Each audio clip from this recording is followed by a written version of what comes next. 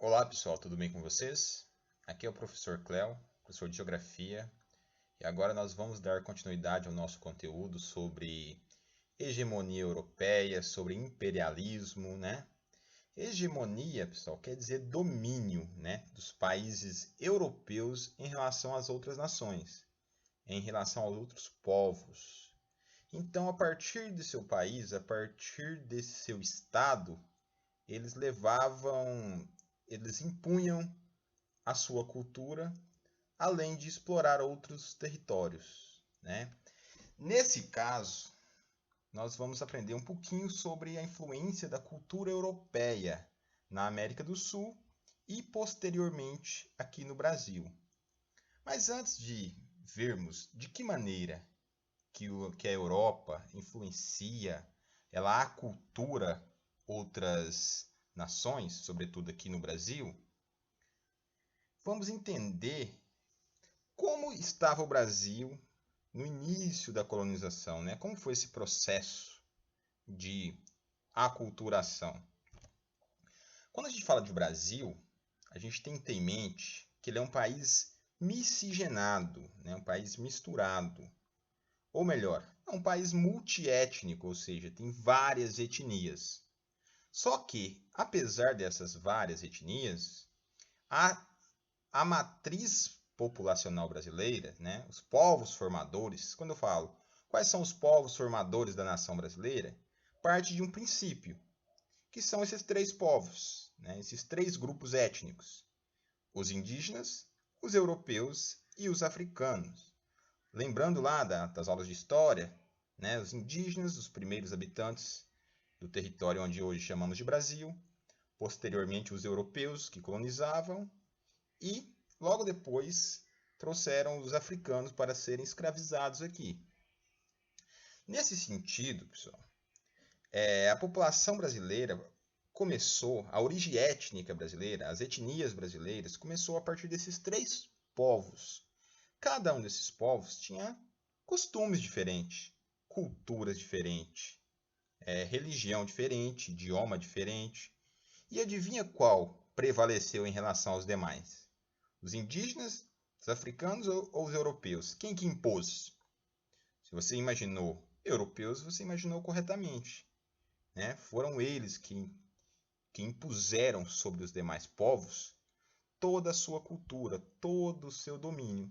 Também essa imposição cultural europeia em relação a esses outros povos, a esses outros grupos étnicos, é proposital, né, em relação a alegar que sua cultura é superior, que sua igreja é superior. E nesse sentido, os demais grupos tinham que se adequar, se adaptar a essa cultura. Lembrando que, quando eu falo de europeus, sobretudo os portugueses, no caso brasileiro, né, em termos de religião, estou falando da Igreja Católica. Mas vamos dar sequência a essa temática.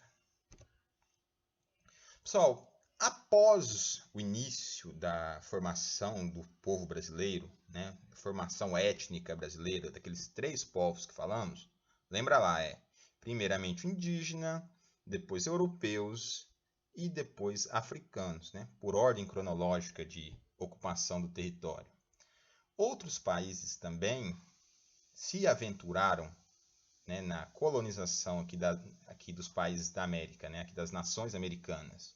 Entre eles, Inglaterra, Espanha, Portugal, como o caso que sabemos que colonizou o Brasil, França e Holanda, né? Essas foram as principais potências colonizadoras da América, né? E aqui, se você observar, vai ver uma setinha onde está a localização geográfica de cada uma dessas potências. Pessoal, a língua, o idioma, é uma das maneiras de você consolidar sua cultura. Porque para as pessoas saber a sua música, para elas praticar sua religião, primeiramente elas devem falar a sua língua, né? Agora vamos ver as principais línguas faladas na América do Sul. Primeiramente temos o espanhol. Afinal, a Espanha colonizou muitos países, né? Muitos territórios. Aqui na América do Sul, foram vários, como nós podemos ver, foi a Colômbia, Argentina, Venezuela, Peru, Chile, Equador, Bolívia, Paraguai, Uruguai. E, apesar do Brasil ser colonizado, né, por portugueses, há comunidades, sobretudo próximas da fronteira com os países hispanohablantes, falantes da língua espanhol, né, que consegue ter o idioma espanhol também. Porém, o que predomina no nosso país é o idioma português. Mas tem comunidades com esse idioma. Em segundo lugar, como vocês estão vendo, né, aproximadamente 206 milhões de falantes, né, um pouco menos, 4 milhões a menos do que o espanhol aqui na América. Temos o idioma português. Né? Isso é um dado um pouco defasado, a gente tem que imaginar que quando foi feito isso aqui, depois disso a população foi aumentando, os dados foram se modificando. Esse é o dado que estava na apostila. Só no Brasil hoje temos mais de 211 milhões de habitantes, se a gente imaginar. E em outros países, por exemplo, Venezuela, Paraguai, Uruguai, tem também pessoas, comunidades que falam português, né? Se a gente imaginar que esses países fazem fronteira com o Brasil. Em terceiro lugar, o inglês, cerca de 5,4 milhões de falantes, estou dizendo da América do Sul, né? Temos falantes da língua inglesa na Argentina, Colômbia, na Guiana, né? Nas Ilhas Malvinas.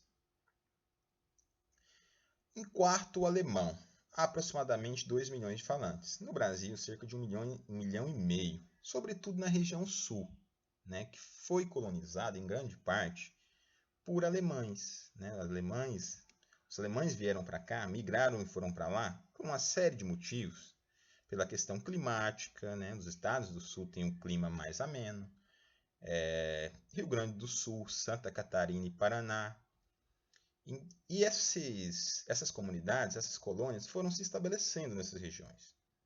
Né? Portanto, se você for fazer uma viagem para lá, ou assistir alguma coisa, um filme, um youtuber dessa região, você vai ver as características fenótipas, ou seja, que você visualiza muito parecidas, né, com o povo alemão. Pessoa branca, olho claro, um porte de estatura alta. Em questão da língua falada nessas comunidades, pessoal, houve um estudo que o alemão antigo, a língua antiga tradicional da Alemanha, já não era mais falada na Alemanha, apenas em uma comunidade do sul do Brasil. Por que não era mais falada, pessoal? Porque assim como a cultura, a língua, ela também se modifica. Ela vai ganhando novas palavras, enquanto outras palavras vão ficando em desuso. Então, no Brasil, por estar uma comunidade isolada, manteve e preservou esse idioma alemão bem tradicional, bem antigo. Dando continuidade, aí temos outros povos, né, outros países aí também, que influenciaram a América do Sul em termos de idioma, que é a Itália, a Ucrânia, a Holanda, a França. Né? Por exemplo, a Itália, quase todos vivem na Argentina, mas o Brasil também há alguns falantes desse idioma. A Ucrânia, o Brasil, cerca de 500 mil pessoas falantes, né, dado dessa época. O resto vive na Argentina. O holandês temos no Suriname. Francês, temos a fronteira com a França. Sim, temos fronteira com a França aqui na América do Sul, que é a Guiana Francesa, território da França. Por isso a França também tem a Amazônia. Então a gente tem que, quando a gente falar em países, pessoal, a gente tem que se atentar a duas questões: ao território e como esse território está distribuído. Tem, por exemplo, as terras contínuas, né, que estão juntas, e tem as terras descontínuas. Por exemplo, o Alasca, ele é um estado dos Estados Unidos. Porém, tanto o Alasca como o Havaí, eles estão descontinuados. O Havaí é um conjunto de ilhas. O Alasca está mais próximo do Canadá, não está grudado, entre aspas, no território estadunidense. A colonização no Brasil. Pessoal, quando Portugal veio para cá, além de explorar, o objetivo que eles tinham, né, era de dizimar sua cultura, a cultura brasileira. Dessa maneira, cultura indígena, na verdade, né, que foi o começo da colonização. Desta forma, ele queria impor toda a sua cultura, o seu idioma português, sua religião, a Igreja Católica. Tanto é que a primeira forma de educação no Brasil foi a partir dos jesuítas, da Companhia de Jesus, né? Foi a primeira escola do nosso país, o primeiro método de aprendizagem foi utilizado pelos jesuítas. Só que essa aprendizagem estava mais voltada para catequizar esses povos indígenas, né? Então tinha um interesse de evangelizar esses novos povos.